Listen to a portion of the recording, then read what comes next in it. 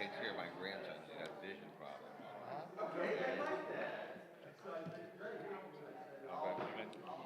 Getting to see these guys. You can get out of it. The bar mitzvah day. I need the $15 a day. You gave it away. You gave it Yeah, but away. you know how to. You know, but at some point today, when they're not going to call anybody else. They say, you can leave now if you don't get paid. So I want to serve. I just get out of there because I don't want to serve. This is the fourth time in my life I've never served. I've never served. I've called, I think 3 times and I've never. But once you're over 70, supposedly you can quit. You can say I don't want to come. Last time I was there, So they're bringing Daniel in. Daniel's coming in. I don't know. They're flying him in. this is a small price for $15. Oh. And they threw me out right away. This is crap. Okay. That was an incredible turnout. Isn't it amazing? What? It's amazing. No. 500 people. You get 500 people to do anything. It's pretty good. You don't get 500 people from Israel. Yeah, it's incredible. So, starting to come together. Yeah.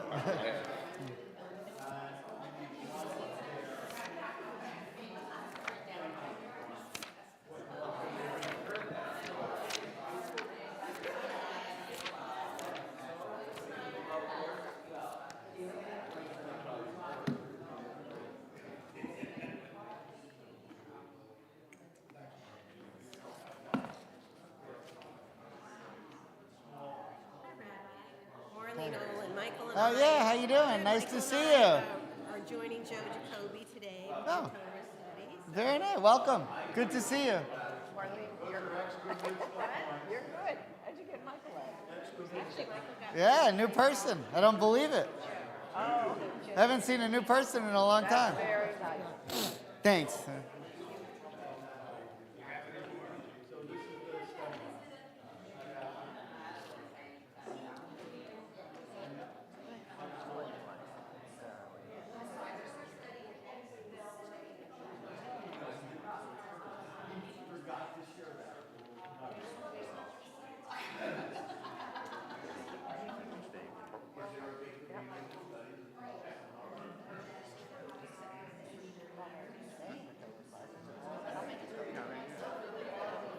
Where are we, Rabbi? 21. Exodus 21. Mishpatim. Why is everyone listening?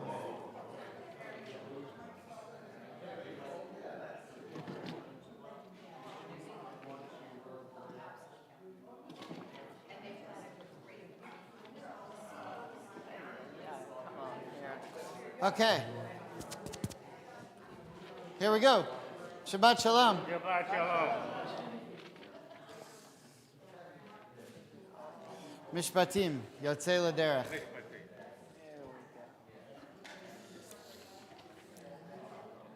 Okay. V'shamru b'nei Yisrael et ha-Shabbat לעשות את השבת לדורותם בריתות ושמרו בני ישראל את השבת לעשות את השבת לדורותם ברית עולם ביני ובין בני ישראל אותי לעולם אותי לעולם ושמרו בני ישראל את השבת לעשות את השבת לדורותם ברית עולם כי 6 ימים עשה אדוני את השמיים ואת הארץ ושמרו בני ישראל את השבת לעשות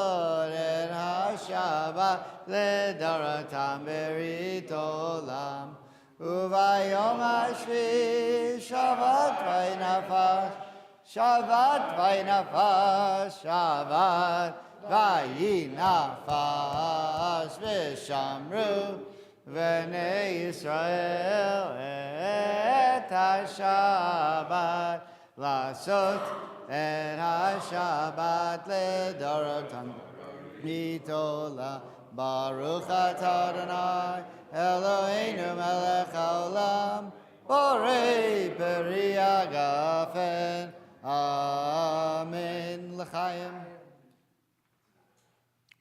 Why does this never taste better when you This is squeezed during the pregame. So.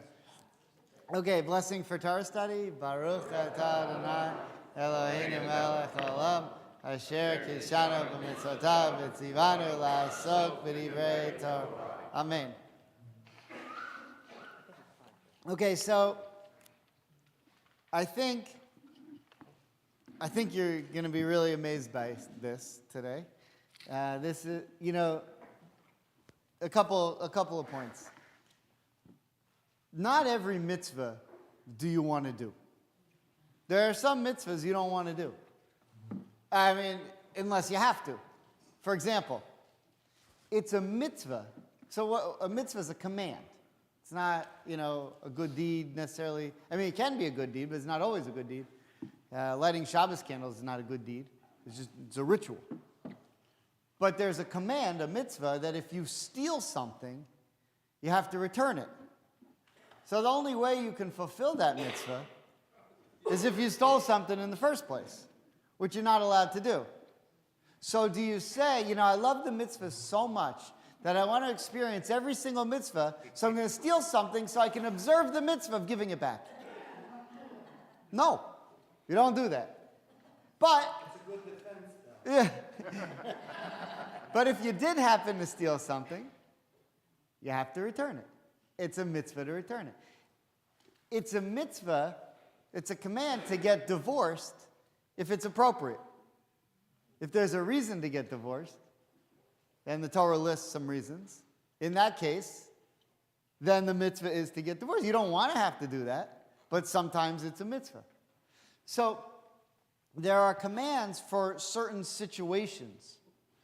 There's a command that a woman has to drink a weird drink if her husband suspects that she's an adulteress. That's the mitzvah. You don't want to do that mitzvah. I mean, we don't do that one anymore anyway, but there was no time where you wanted to do that. So there's some, you see the point?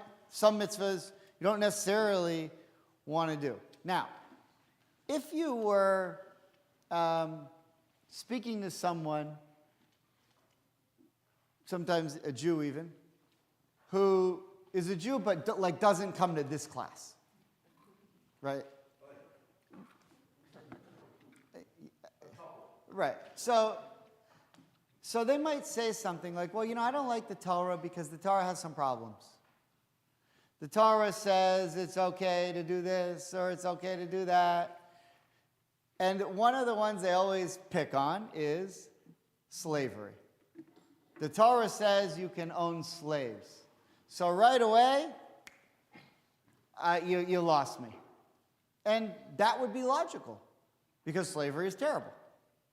Now, you have to understand, though, what the Torah means by slavery, which is hopefully what we're going to try to understand today. And so the next time you get in a conversation with someone who says, I don't study Torah because the Torah permits slavery, you're going to say, I've been waiting for someone to ask me that question for so long. Right? And this will be your chance. Okay, so you have to understand now, the Torah portion this week is called Mishpatim. Mishpatim means laws. Why now Mishpatim? Because we've ended the narrative of leaving Egypt. And last week in the Torah portion of Yitro, we got the Ten Commandments. We didn't study that part because it's not the first triennial cycle, but in the rest of the Torah portion, we got the Ten Commandments. So now you get the Ten Commandments, and we had Mount Sinai, and you get the Torah. Well, it has laws in it, which need to be discussed. But why is it so important right now? because this is the first moment in human history where the Jewish people as a nation are free. Because we were born as a nation into slavery in Egypt. And before that, we weren't a nation, we were just, bless you, we were just a family. Genesis isn't about the Jewish people. It's about the first Jewish family. Abraham, Isaac, Jacob, Sarah, Rebecca, Rachel, Leah, all their kids, and that's it. But by the end of Genesis, there are only 70 Jewish souls that go down with Jacob to Egypt, and that's it. And then Exodus starts, and they grow into a nation, but right away they become slaves. So we've never had a moment where the Jewish people, as a people, got to say, here's how we want to live. Because in Egypt, the rules were made up for them. You don't get to have mitzvahs, you're just going to be slaves the whole time. Okay, so now, for the first time ever, we get to be free on our own, and the very first thing we say, after being free from slavery for 210 years, the very first thing, the very first mitzvah we discuss is, you can have slaves. And you say, what? If there's one thing that we know that is evil, that should be outlawed from day one, it's slavery. Because we just came out of that and it was terrible. And now we're saying it can still exist. You can still have slaves. So that's a problem. Unless, if we fast forwarded 49 minutes, you'd say, okay, I see. All right, so we have a lot of material to get to, which is code for limit your questions to only essential comments. No, all right, here. All right, here we go. We're beginning with chapter 21 of Exodus, verse 1. Chapter 21, verse 1. Anyone have the page and plow? 566, okay? All right, Norman, into the mic, please. And here we go. These are the rules that you shall set before them. When you acquire a Hebrew slave, that person shall serve 6 years, and shall go free in the 7th year without payment.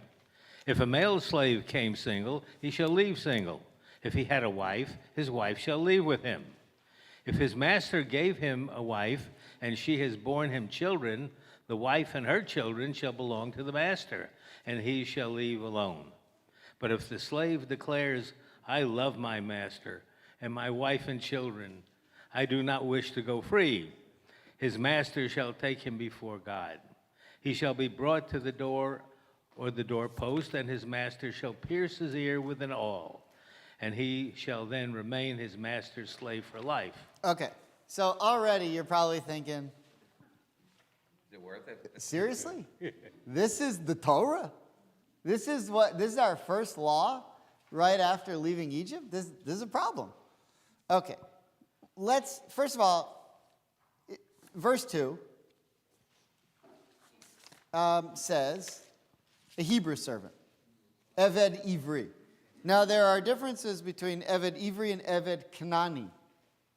Eved Ivri means someone else who's Jewish. Eved Kanani means someone who's Canaanite. Now we're only dealing with Eved Ivri. Why? Because we're not in Canaan. The Jewish people don't know anybody else in the wilderness. It's just them. You wouldn't own a non-Jewish slave in the wilderness because there are no non-Jews in your society. There are other people, not really in the wilderness, but they come from different areas and attack you sometimes. Now, when we get to Israel, which at the time called Canaan, that's why you have the term Eved Kanani, Eved meaning slave or servant. Okay, then there's other nations. And sometimes you will have them as slaves too. Those laws are totally different, and I'll explain that later. I don't want to give it away yet. The mixed multitude were Jewish, but they all died after they were all killed in the plague after the golden calf, because they were the ones who built the golden calf. So they're not around anymore. They were the Khartoumim. Don't worry about them. Okay, so you have a Hebrew slave. Now here's the question. Why would anyone be a slave? Everyone left Egypt, and they divvied up the money that they took. The gold, remember they took all the gold and the silver during the plague of darkness? They're all rich. They all have the same amount. They're all doing fine. Why would anyone need to be a slave to another Jew when they just left? And they all left with the same amount. Okay, so we don't have the answer yet. I'm just posing the question. Or maybe Hillary has the answer. I don't know. Okay, can you use the mic, please? The mic's for the people at home, so they can hear you. Somebody always wants more, so maybe they stole from someone else. All right, listen. No? Yes, but it's too early for that. We're not. Sorry, We've got. but not really. We don't want to give away the answers yet. We don't give the, all right. The jury will disregard. Right. Right. All right. No, you're 100% on the right track. You're 100%. Although that's not the whole story. That's part of the story. So let's look at Rashi. Judy, would you mind reading the first Rashi? If thou buyest. If thou buyest means if you buy. If thou buyest a Hebrew servant, this means that a Hebrew servant whom thou hast bought from the hand of the court, which sold him for a theft which he had committed, as it is said in Exodus 22:2, if he, the thief, have nothing, then shall he be sold for his theft. Okay, so it's exactly what Hillary said. If you get caught stealing, but you can't pay it back, then the court will say, you got to go work for this guy until you do pay it off. Okay? Keep going? Please. Okay. Or perhaps this is not so, but Scripture is referring to the case of one who sells himself as a servant on account of his destitution, whilst he who has been sold by the court for his theft shall not go free at the end of 6 years. This assumption is erroneous, for when Scripture states, "And if thy brother that dwelleth by thee be waxen poor, and he sells himself unto thee, he shall serve thee unto the year of the Jubilee." It is plain that in this passage there is mentioned the case of one who sells himself on account of his destitution. How then must I explain Ki tikneh, when you buy. in this verse, obviously as referring to him who was sold by the court? Okay, so there's one reason so far, not so much the theft, but if you become destitute, so much so that you can't afford, to the point where you can't even afford food, then the court will say to you, go be a slave to this person. So now, you know, you could solve, I don't know how many people live in America, like 326 million or something like that. So you could say, all right, if the government just gives every person $1 million, we've solved poverty forever. Right? What would happen?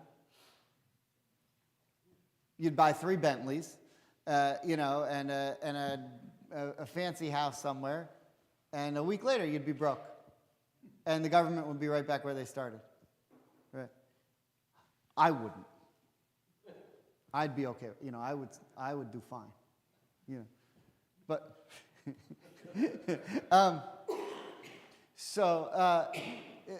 that wouldn't work, and that's what they did when they left Egypt.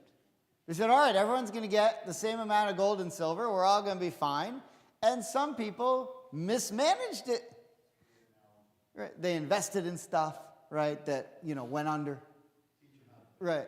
Like one guy invested in camel teeth, and the other guy, he thought it was going to be a big hit. It didn't go up. I don't know. I'm just kidding about the camels. But it didn't work. Some people lost their money. And they lost it to the point that they had nothing. And they couldn't support themselves. And so the court said, well, what are we going to do with this guy? We're wandering around in the wilderness. All right, you go and work for this guy as a slave, and he'll pay you, and he'll take care of you. So that's all we're pointing out so far is the reason that a Jew would become a slave.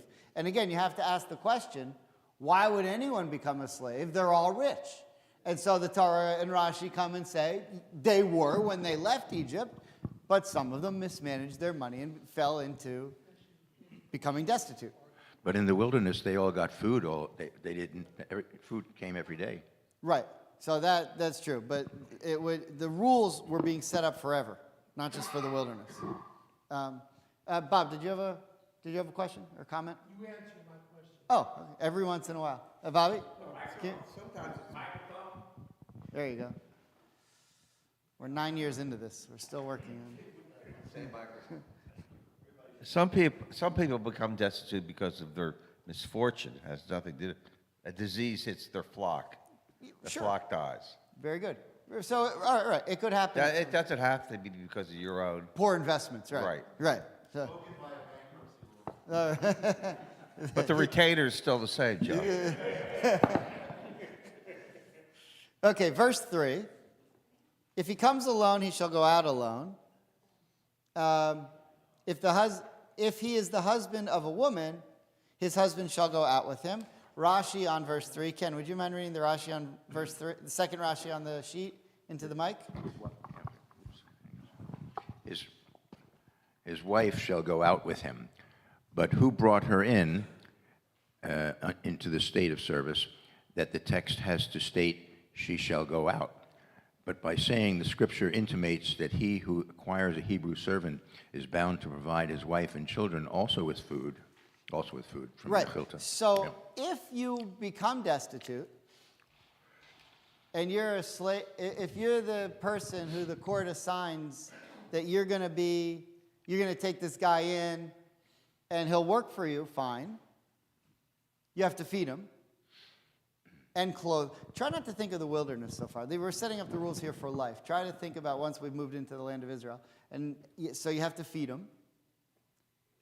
You also have to now take care of his wife and kids. And you have to feed them and house them and watch over them. And they're not your slaves. You don't own them. You only own the guy. Now, sometimes you do own a whole family, but in this case, you don't. And now what the Torah is pointing out is this is not such a financial boon. It's not so wonderful to have slaves. It's going to cost you. You've got to pay wages, and now you've got to take care of his family. Right? You have to have a whole health plan for family care. Right? Okay. Verse 4 says, if his master will give him a woman and she bears him sons or daughters, the women or children will belong to the master and he shall go out by himself. Okay, what does this mean? Rashi. Ken, would you read one more Rashi, the one on verse 4? If his Lord has given him a wife. From this we learn that if he has already an Israelite wife, the master has the right to give him a Canaanitish handmaid with the object of raising slaves. Or perhaps this is not so, but scripture by Isha is speaking about Israelite. But scripture by Isha is speaking about an Israelite woman. Scripture, however, states the wife and her children shall be the master's. Consequently, the text can only be speaking of a Canaanitish woman, for a Hebrew maidservant goes free at the end of 6 years, just as a Hebrew manservant does. Yea, even before the termination of 6 years, she goes free if she shows symptoms of insipid puberty. For it is said, and if thy brother, a Hebrew man or a Hebrew woman, be sold unto thee and serve thee 6 years, then in the 7th year thou shalt let him go free from thee. Which statement teaches you that a Hebrew woman also goes free after 6 years' service. Okay, so if a person could own Hebrew slaves, and he could own Canaanite slaves. Again, I don't want to talk. I'll tell you about the Canaanite slaves at the end. I don't want to mix us up with that because it's a totally different track, but I'll explain that at the end. But in the meantime, if you take in a slave, and you have a female slave, and they marry or whatever, have relations and have kids, in the Shemitah year, every 6 years, you go free. So let's say you take this there's a calendar. And every year we could be in year 1, you could be in year 2, you can be in year 3. And it's an amazing thing, when you land in Israel today, if you fly to Israel and then you drive to Jerusalem or to Tel Aviv, you go past a lot of farms. And if it's the Shemitah year, you see all these signs that say, Kan Shomrim Shemitah. Here we're observing Shemitah. And right away, you fly from, Miami, and you're transported into a biblical world. Because only in the land of Israel do these agricultural laws go by. But in the Shemitah year, which is the 7th year that you leave the land fallow, if you acquired slaves in the 6th year, then you only have them for 1 year. Because in the 7th year, everyone goes free. If you acquire them in the 5th year, 2 years, you can do the math. So chances are, when you have this slave and you acquire them, it's not for that long. But if the woman, the reason the Torah is saying is the one he gave him is Jewish, that she goes free, is because that law only holds for Jewish slaves, that in the 7th year they automatically go free. Now, in the 7th year, if the slave says, I like it here, I want to stay, then you have the ear piercing. And you take the ear, the master takes the slave's ear, and you put it by, the Hebrew word in the Torah is the doorpost. The way you say doorpost in Hebrew is mezuzah. You put the ear by the doorpost and you pierce it. Why by the doorpost? Because what you're saying is you're not really my slave. You're holding it up to the mezuzah that has the 10 Commandments in it. You're the slave of God. You just work for me. And when the Second Holy Temple was destroyed and we don't have slaves anymore, that's why men are not allowed to have their ears pierced. Women can. Women do in the Torah. Women are allowed to look beautiful and pierce their ears, but according to Torah law, men aren't allowed to have their ears pierced.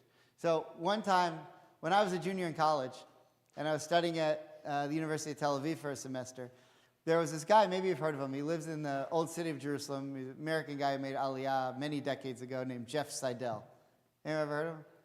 Jeff Seidel, he's this amazing guy, and he hangs out by the Western Wall, and he walks around and he looks for Americans or foreigners, and he goes, you got a place for Shabbos?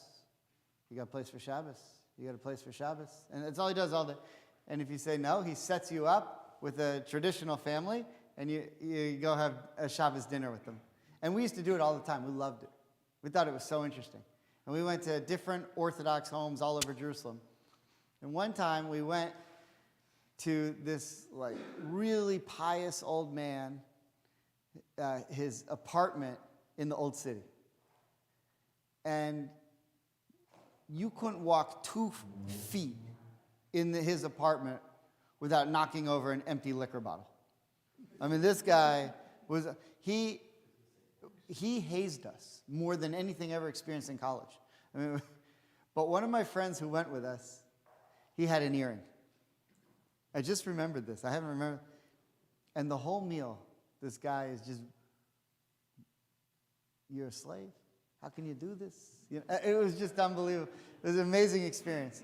So anyway, if you're next time you're in the Jewish quarter of the old city of Jerusalem, where the area where the food is, like the bagel place and the pizza place and some Judaica stores, there's a place called Jeff Seidel's, clubhouse or something, and it's for American college kids to hang out and watch, American football, and he tries to get you to do Orthodox stuff. Okay. Anyway, the purpose of the earring is to show that you're now forever, and Shemitah, you don't hold by that. You don't go out in the Shemitah year anymore. You're going to stay with this guy, but you really belong to God, and that's why men can't pierce their ears today. But the real question is, in how many systems of slavery in the human period have there been slaves who say, I love it here? Yeah, I'll stay, no problem. This is great. Not that often. Most slaves want to go free. But here you have an instance where it says, hey, if you like it, have at it. Really? Who likes being a slave? Kenya? Can we pass the microphone?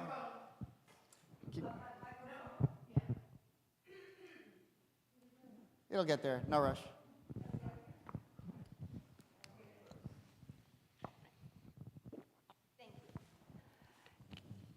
It seems in this particular law,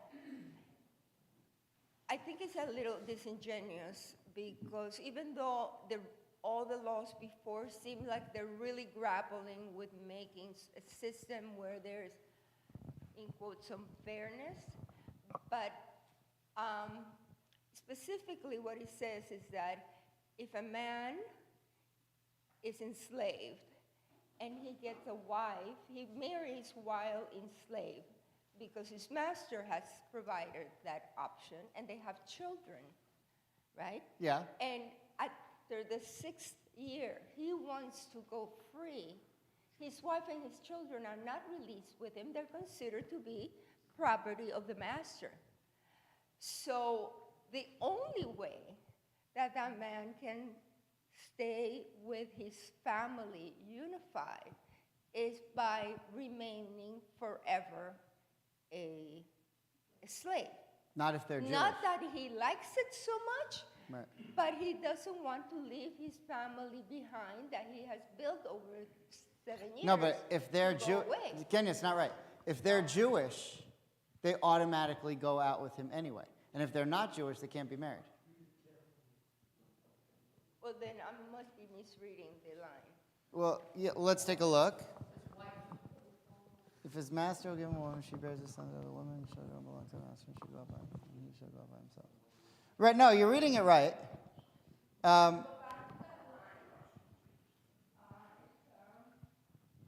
Yeah, verse 4.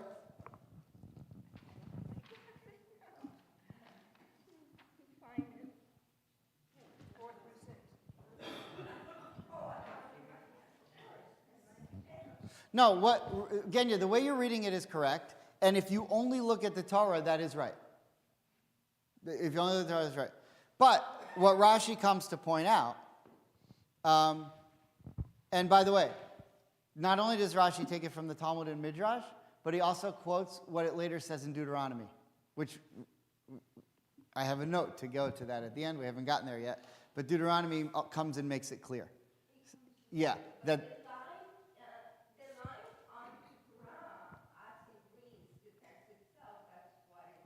I think right. So I think the distinction is.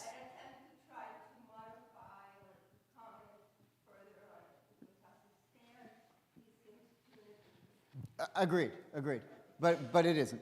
But I agree that's how it looks. And this is why, and this is how I started my opening comments, this is why people look at this and denigrate the Torah. Because they say, how could you have such a system?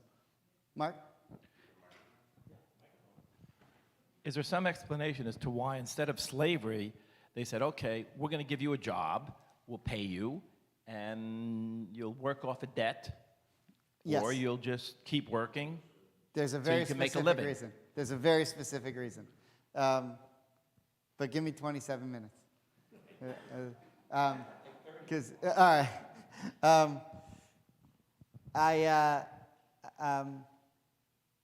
I just don't want to give it away yet because there's some more good stuff here.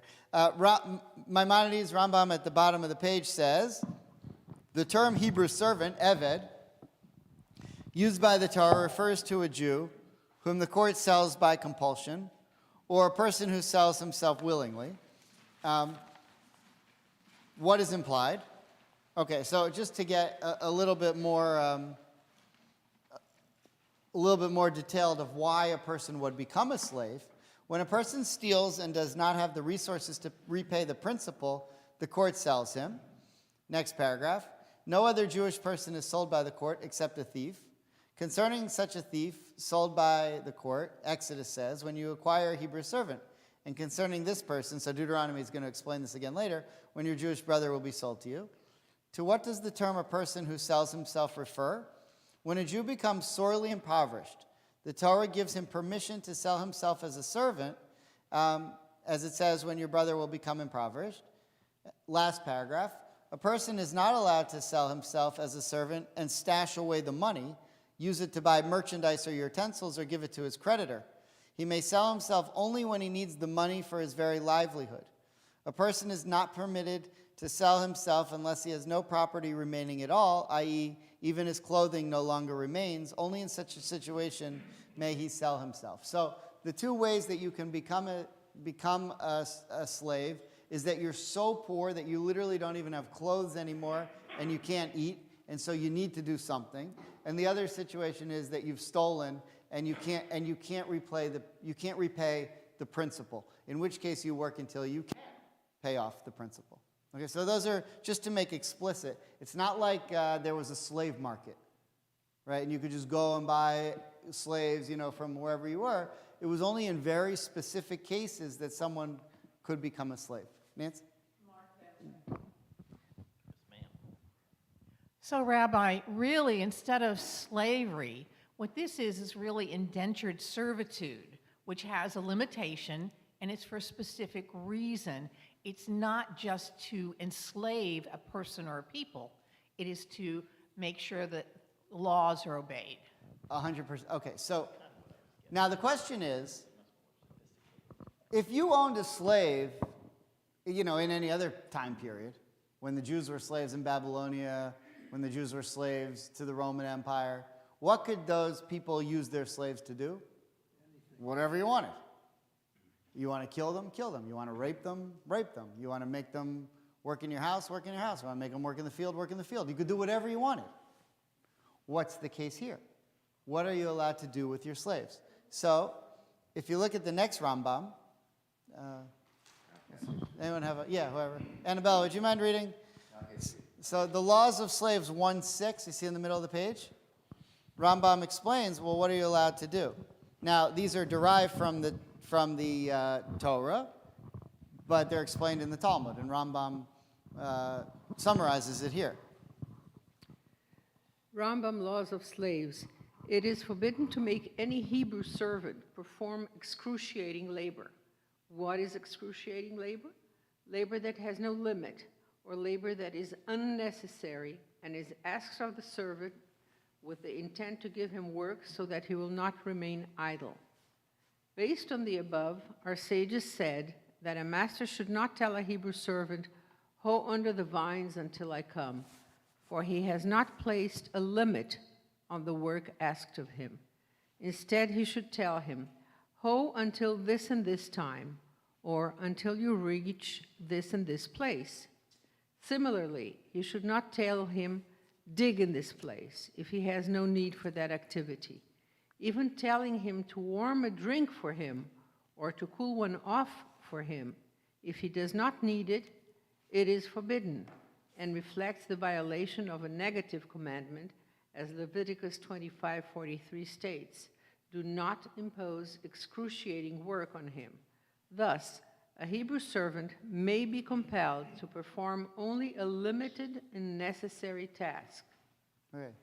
Erica? Do you have a microphone? Someone pass. Thank you, Nancy. I have a question. On the prior paragraph, you indicated that there were only 2 instances, or here it says that there are only 2 instances in which a person can be a slave. What happens if a person doesn't steal but creates harm on the property or the person of another person and cannot pay back? There are other penalties. There are other penalties that would not be they used to have whipping, lashes. There's a whole tractate in the Talmud called makot. Makot means lashes. So and they also had confinement, and they had capital punishment. So, yeah, Carol? You have a mic there. So my problem is not just slavery, because he's going to go free anyway in 70 years. The problem is, it's time come, he wants to leave, but now he can't take his family. So for me, it's more of family values. And if he wants to, the issue here is if he wants to keep his family. And it seems like the only way he can keep the family is to stay with with the master. No, but so unless I'm not seeing something else, but there's the another way family out. also goes free in the 7th year. Well then. Because every Jew automatically goes free in the 7th year. Okay, so in humbleness, it's a matter of obedience then. It's a matter of what? Obedience to the law, acknowledgement that she has to serve her time also and to be patient. But she's already owned by the slave. She's already owned by the...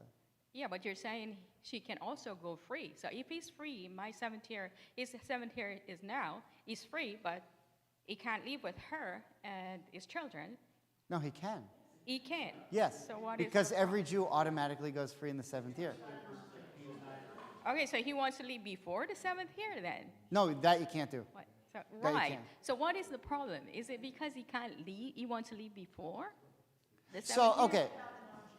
Oh, so yeah, don't focus on the non-Jew. I'll explain that later, because it's the non-Jewish slave is a very, all right, let me just explain it. The non-Jewish slave is a very unique and rare situation. And the only way that someone would become a non-Jewish slave is once the Jews are back in the land of Israel, and there's war. And in the case of the war, you capture someone who's come to kill you. And these people are considered immoral who've come to kill you. And because of that, if you've captured them, you're allowed to make them your slave.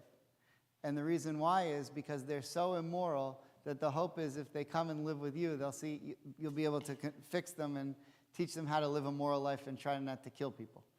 Now, if there's the woman, you remember we had that whole case of the beautiful woman, right? And so if you capture a woman, but you don't want to marry her, if she's non-Jewish, there are different rules about how you can bring her in. But again, you have to treat her very well, and you can provide her a wife, but she has to agree to that. So there's a lot of different rules to that. But it's very rare cases, and it only involves people who are captured in the case of war. I think this Torah portion dances around the meaning of slavery, and there are many different types of slavery. I think when we read this as modern Americans, we relate this to the plantation form of slavery. And the plantation slavery began after Columbus's 4th voyage to the Caribbean, and then followed by the Spaniards. And it was a very specific type of slavery where people were captured in West Africa, brought here, they lost all their personal rights. There's also slavery from debtor's prison. There's also slavery in our institutional prison system here. Okay, But this is a very specific type of slavery that the Torah refers to. However, 100% agree. And this is still waiting to answer Mark's question. The word in Hebrew, eved, is the same word that's used to describe the Jews in Egypt as slaves, but they're totally different. They're totally different situations. You didn't have these laws in Egypt. In Egypt, you want to kill your slave, you kill your slave. Do whatever you want. Here, but the word in Hebrew, which I think Mark's asking, well, why, if it's so different, why call it that? Call it something else. We didn't get to the answer yet, but you're on the same track. I'll give the answer in 17 minutes. Can we pass the mic, please?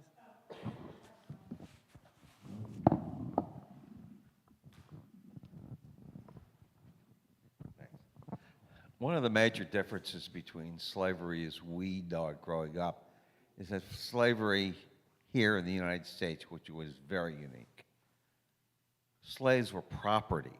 Mm-hmm. In the Torah, slaves are not property. They're humans. They're human beings. Right. Right. And if you look at the Constitution, you see that the right to vote is based upon property initially. Mm-hmm. So it's a whole different paradigm. Very nice. Slavery in the United States. Very nice. Very nice. Annabelle? Yeah.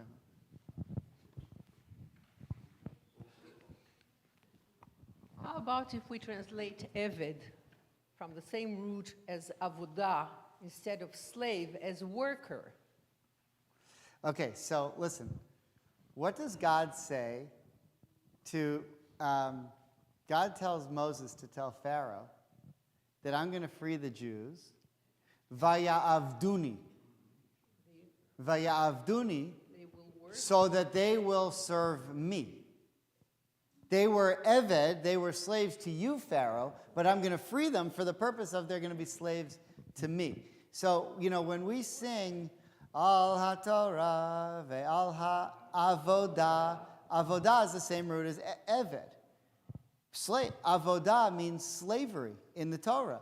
But avodah, also, when we sing that song, Al HaTorah ve'al Avodah ve'al Gemilut Chasadim, Torah stands on three pillars. On Torah, Judaism stands on three pillars. On Torah, on Gemilut Chasadim, random acts of kindness, and Avodah, worship. So Avodah means slavery to Pharaoh, but when we use the word Avodah to God, it means worship. Now, there's similar things. You had to worship Pharaoh, who was the false god, and God said, I'm going to bring them out via Avduni, so that they'll come and worship the real God. How about instead of Avduni, they will worship me, they will work for me with the same system. Yeah. I like the word worker rather than slave. Okay, fair enough. It's a fair point.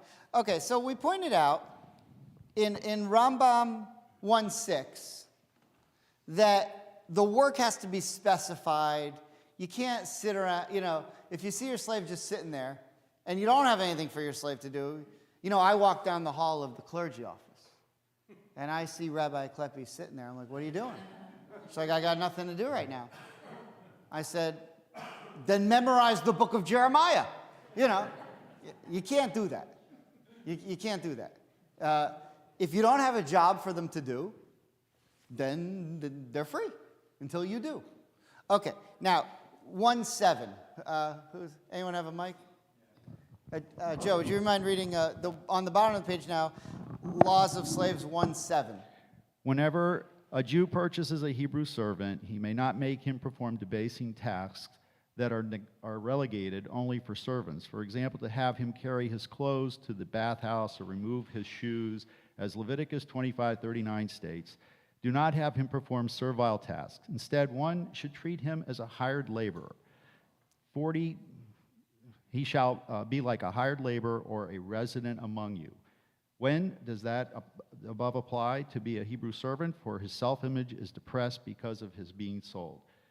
When, however, a Jew has not been sold, he may be hired to perform servile tasks, for he is performing this work out of his own desire and his own consent. Right, so if you put up a sign that says, I'm looking to hire a guy to carry my clothes to the bathhouse. If you want the job, come on in. I'll hire you. Person says, I would like that job. I love carrying clothes to the bathhouse. Take the job. You can make that guy do it. But your slave that the court gave you, or that came to you because he's destitute, you can't make him do demeaning things like that. You have to treat this person with respect. There's amazing laws for slaves. What other ancient Near Eastern law code do you think had provisions for slaves like this? Zero. It's not a thing. Okay, one more. Laws of Slaves 1:9. No. Scott. A master is obligated to treat any Hebrew servant or maidservant as his equal with regard to food, drink, clothing, and living quarters, as implied in Deuteronomy, for it is good for him with you. The master should not eat bread made from fine flour, while the servant eats bread from coarse flour. Can you imagine this? By the way, I went to see the movie Zone of Interest. Anyone seen that? You saw it? Bizarre. Zone of Interest, it's in theaters.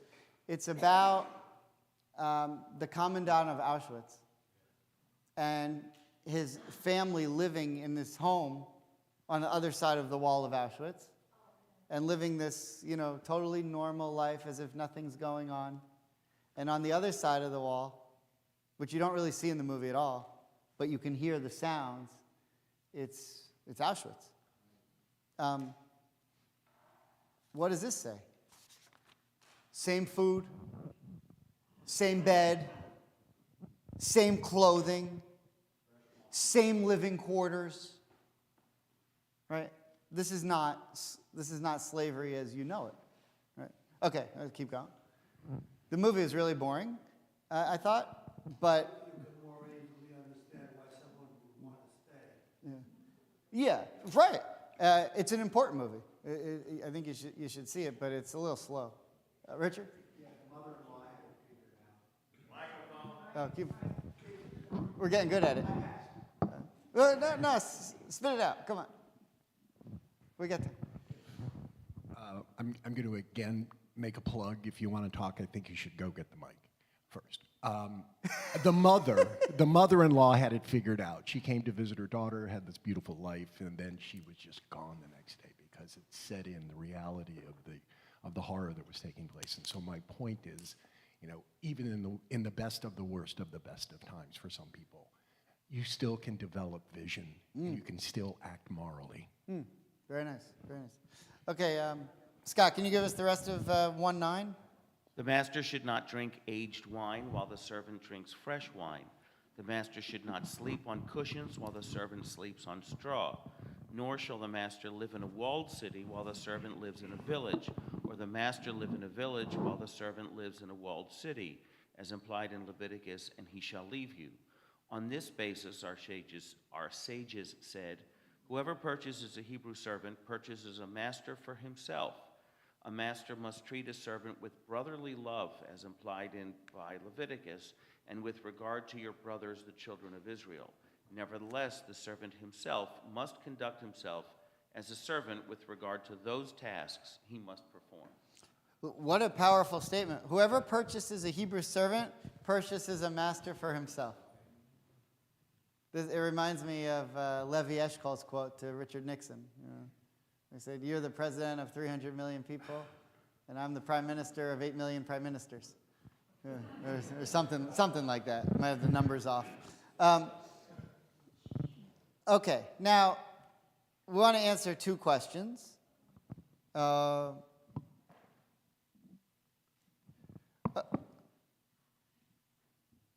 So the first question I want to answer is Mark's, and then I'll end with something that I think is even more profound after we look at that one section from Deuteronomy, in chapter 15 of Deuteronomy.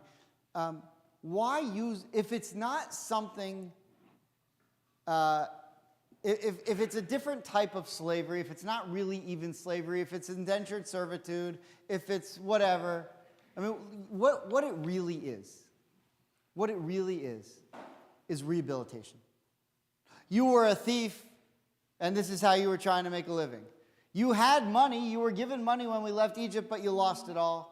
Or you're hard on your luck, or whatever, and you're in a tough spot. Come live with me for 6 years. I'm successful. I know how to manage my money. I know how to take care of my family. Come live with me and see if you can learn from me for 6 years, and I'll show you the ropes of how to get along in life. And then after 6 years, in the 7th year, you'll go free and you'll be on your own. This is system of rehabilitation. If, though, after 6 years you say, look, I see what you're doing, I just don't have the wherewithal. I don't think I can make it out there. I just don't think. I'm going to stay with you. I'm drinking the same wine as you. At my house, I would never get wine like this. I'm staying here. Okay, stay here. It's a system of rehabilitation. But what we have to understand here is that the Torah, we just left Egypt. The one thing that we know is horrible from Egypt, more than anyone in the history of the world, is slavery. We were just there for over 2 centuries. We know slavery is the worst. But this is what the point of the Torah. The Torah meant to take something that's evil and transform it into something that's good. That's what we did. We took the most evil thing that the Israelites knew at the time, and that's why this is the first thing that happens after Mount Sinai. Last week was 10 Commandments, Yitro. This week, Mishpatim. We're starting to talk about the mitzvahs. Let's take the thing that's worst in the world from our perspective, slavery, and transform it into something good. To teach the lesson that we can take evil in the world and try to turn it into something good. That's one of the things it means to be a Jew, which I think is a very profound point. Okay, so that's point one. Point two is greater. So if you'll just jump with me to Deuteronomy chapter 15, verse 12. Deuteronomy chapter 15, verse 12, where Moses, in his discourses before he dies, and is reviewing, right, Deuteronomy, part 2, he's repeating. If anyone has the page in Plaid, if you could shout it out. 1,441. Nice. 1,441, which is the same forwards and backwards. 1441. Hillary, would you mind reading verses 12 through 18? If a fellow Hebrew man or woman is sold to you, he shall serve you 6 years, and in the 7th year you shall set him free. When you set him free, do not let him go empty-handed. Furnish him out of the flock, threshing floor, and vat, with which the Lord your God has blessed you. Bear in mind that you were slaves in the land of Egypt, and the Lord your God redeemed you. Therefore I enjoin this commandment upon you today. But should he say to you, I do not want to leave you, for he loves you and your household, and is happy with you, you shall take an awl and put it through his ear into the door, and he shall become your slave in perpetuity. Do the same with your female slave. When you do set him free, do not feel aggrieved, for in the 6 years he has given you double the service of a hired man. Moreover, the Lord your God will bless you in all you do. Okay, so if you look now at Rambam 3:14, the second to last source on the handout. Stuart, would you mind reading that? Where it says, whoever sends. Whoever sends away his servant or maidservant empty-handed transgresses a negative commandment. As Deuteronomy 15:13 states, do not send him away empty-handed. This verse also made provision for this to be remedied with a positive commandment. As 14 states, you shall certainly give him a severance gift. Okay. You have to treat this guy with tremendous respect. And when he leaves, you have to give money. Maimonides talks in other places about what you have to give him. From the best of your flocks, from the best of your clothes. So listen to this. This is, I think, the main point. When you're a slave owner, you lose financially. It costs you to be a slave owner. Now, you get some help, you get the worker, but in the end, it's a losing financial thing. You'd be better off to just hire workers and then they just work for you. Because if you just, let's say you need someone to do certain tasks. So you just hire someone to do those tasks. And those people, you pay them. But you don't have to feed them, you don't have to clothe them, you don't have to give them a place to live, you don't have to take care of their family. And when the service is over, the service is over. But a slave, you have to do all that stuff. And when they leave, you have to give them a tremendous severance package. You lose money. So the question is, why would anyone want to be a slave owner? So there is an anonymous description of each mitzvah called the Sefer HaChinuch, which is the book of education. It was written in the 11th century, anonymously. And it goes through and it explains the purpose of all 613 mitzvahs. So here's what it says on this one, number 482 of the 613. Look what the Sefer HaChinuch says. It's from the roots of the commandment that is, in order that we acquire for our souls virtuous, dear, and beautiful traits, such that with a dear and virtuous soul we will merit the good, and the good God wants to do good for his people.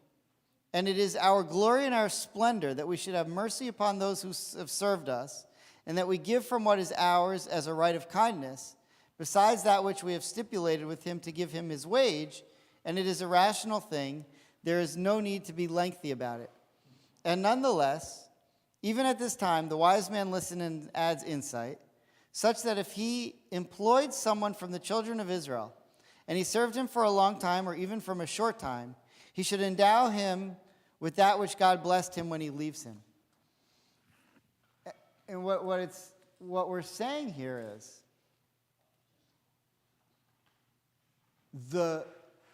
the person who's doing the mitzvah is the slave owner. So I started off by saying you don't necessarily want to do every mitzvah. There's some mitzvahs you don't ever want to do. You don't ever want to have to return stolen property. Because there's a mitzvah that if you have stolen property, you have to return it. Well, then, you got to admit that you stole it. And you don't want to have to do that. Just don't steal anything, and you won't have to fulfill that mitzvah. You don't want to ever be the suspected adulteress. But there's a mitzvah. If your wife is the suspected adulteress, you have to go through the whole sota thing with the drink and so. Some mitzvahs you don't want to do.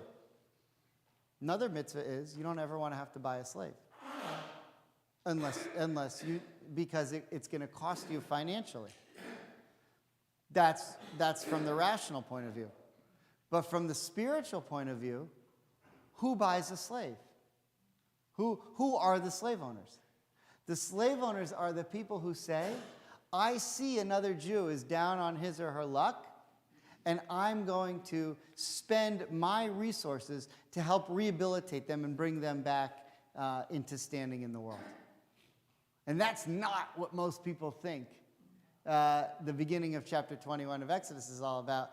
When people look at that and say, how could you follow the Torah? The Torah believes in slavery. I say, precisely for that reason, because of how the Torah deals with slavery, is why I love the Torah so much. Because we take those things that are evil and try to turn them into something that's good. And it's really only the most virtuous among us who are willing to say, you see this poor guy in the street? I mean, imagine coming to the rest of your family and say, you see this poor guy? He doesn't even have clothes? Slide over. He's in your bed now. Make him a meal of the same of what you're eating. Take from what we have and give to this guy. Oh, well, what are we going to get out of it? He'll pick some fruit. If we need some hoeing under the vines, he's great at that. Can we make him memorize the book of Jeremiah? No. None of that nonsense. And this, to me, which everyone denigrates as the reason why the Torah is bad, is the most beautiful reason why the Torah is so great. Okay. Shabbat Shalom.